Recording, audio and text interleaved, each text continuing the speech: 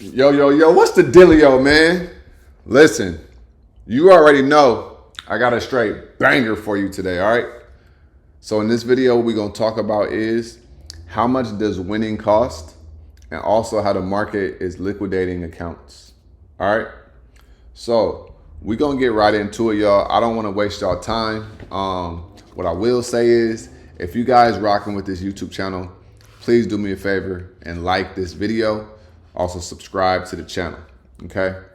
So the last couple weeks, now I talked about it in a live last week. I talked about how we are currently in Mercury retrograde, and basically the market is very chaotic. It's irrational. And if you go back to February 26th, you will notice that you probably took some L's that you didn't need to take because of what's going on in the cosmos right now, from an astrological perspective, right? Some people think that this stuff is woo-woo. And if you do, I feel sorry for you. All right. It's not woo-woo. This stuff is actually real.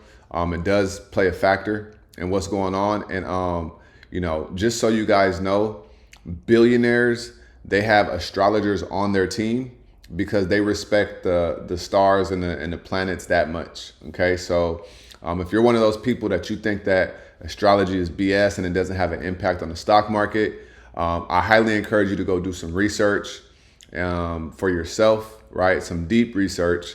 And also I want you to go see what, millionaires and billionaires do and the things that they believe in, because they most certainly know that this stuff is real.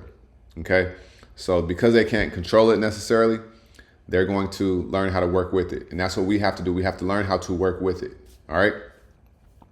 So you're going to see the market is going to start clearing up after this week. Okay. Now we have FOMC tomorrow, and then we have quad witching / OPEX on Friday. I might not take another trade until next week. Okay. Reason being is because this week is wiping out accounts. Okay. It's wiping out accounts. Why is it wiping out accounts? Simply because there's a lot of fake outs, fake breakouts. There's a lot of things going on in the market, a lot of low volume, setups that look like they're going to do something and then they go the absolute opposite way, right? I'm paying attention to all of these things and I'm like, okay, I'm kind of just chilling, right? And so you got to start to ask yourself, at what point in your trading are you going to get to a point where you're okay to not take a trade? Okay. So what I want to do is I want to, illustrate a couple things for you guys to talk about, how much does a win cost, right? How much does it cost to actually win? All right. So I really do hope that you guys aren't, going heavy and, going into these big position sizes right now, because what's going to happen is next week, after they liquidate all these people's accounts, next week, the setups are going to be smooth. They're going to be fluid, and then a lot of money is going to be made. But because people just lost a whole bunch of money over the last 3 weeks, right? AKA during Mercury retrograde and this Iran situation, what's going to happen is a lot of people aren't going to have money in their accounts, and they're not going to be able to take advantage of these trades and of these opportunities. And then people are just going to be on the sideline, and then the cycle is going to continue. Okay. So we have the iPad right here, right? So what I'm going to do is I'm going to put 2 traders. Okay. So we got 2 traders right here. Okay. So we're going to draw a line right here. All right. So I'm going to give you an example and I'm going to illustrate this for you guys. All right. So we have trader A and we have trader B. Okay. Now there are 252 trading days in a year. Right? Now that's trading days. That's not full days. So let's say trader A, they trade every day. All right. Every single day. They don't miss a day. Right. They trade every single day. With this, they end up revenge trading. Okay. Because they trade every day, they have no clarity because they never take any breaks. Right. Revenge trading. They also overtrade. Okay. Um, they also just take boring trades, like they're bored, so they're just gonna take a trade, right? Boring trades, um, right? Their average win rate, not win rate, their average win percentage is 15%, right? And that's it, right? 15%. They overtrade. Their average loss is negative. Let me do it in the red. Negative. Let me actually erase that real quick. So their average loss is negative. Dang it. Loss. Here we go. Is negative 25%. Okay? And what that means is they are unprofitable. Okay? So, trader A, they trade every single day, right? They revenge trade, they overtrade, they take boring trades just because they're bored. They take boring trades. On average, they win about 15% profit per trade. And on average, their average loss is 25%. Okay. So, and also, for the nerds out there, I know you're going to say, oh, what about the win rate? Because you could win, less times, but you can still be profitable, right? At the end of the day, this type of trader is not profitable. All right. Now we have trader B over here. Okay. And this trader is selective, right, with their trades. They show up consistently, right?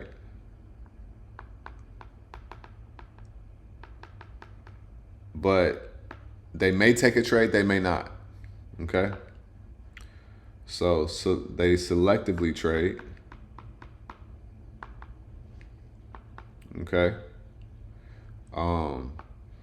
They don't revenge trade. All right? They only trade what they have confidence in. They only trade confidently, right? They don't feel forced to take a trade. All right. Now, their average win percentage on average is 65% in profit. Okay. And their average loss percentage is minus 15%. Okay. This type of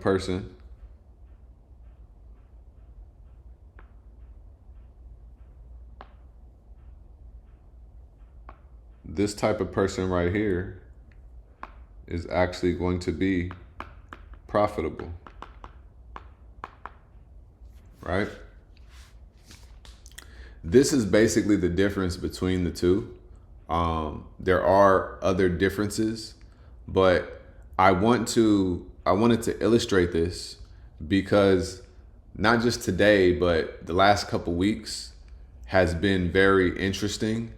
And I know for a fact that a lot of accounts are being blown.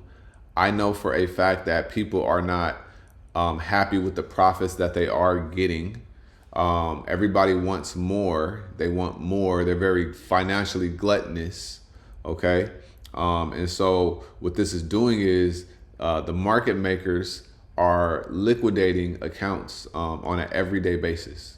Okay. On an everyday basis.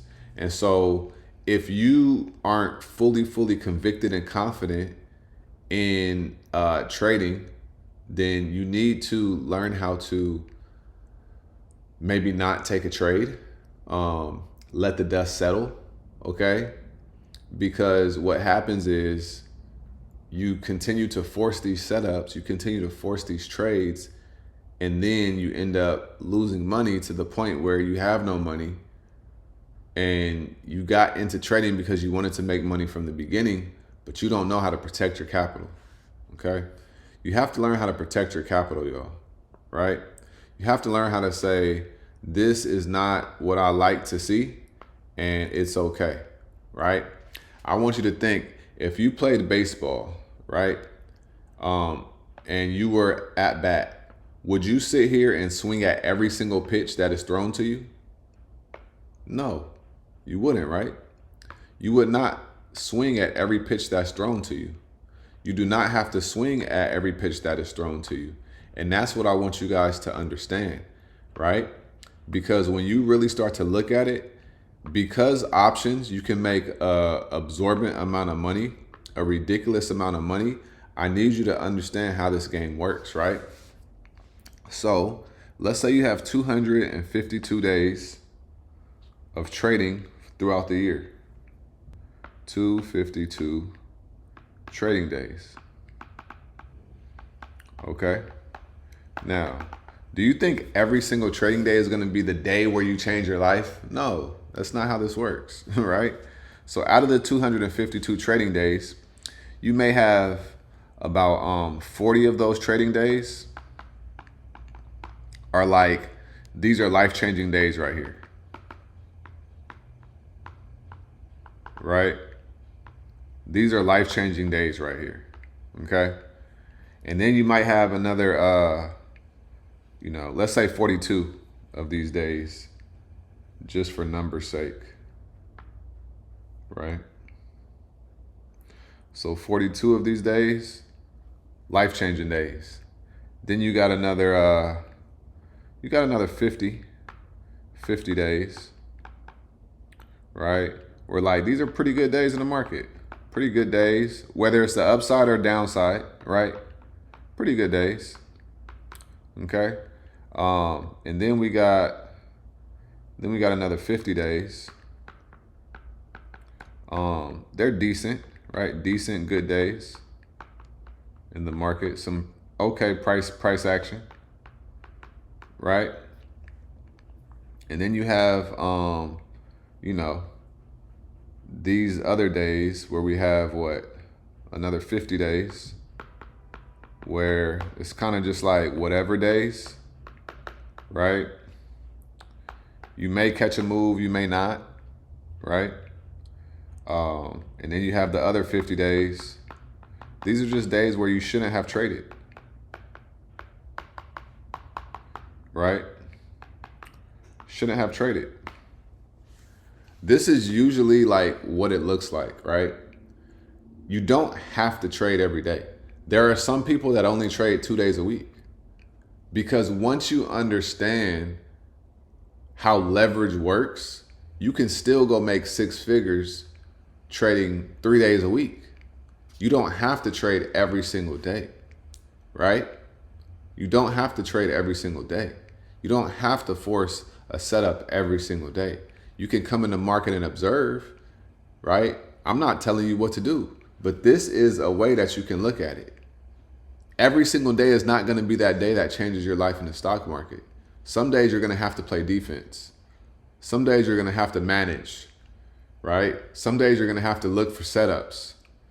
Some days you're going to be able to execute same day. Some days you're going to be, seeing what the swings are. Some days you're going to be trying to figure out what's the direction of the market, right?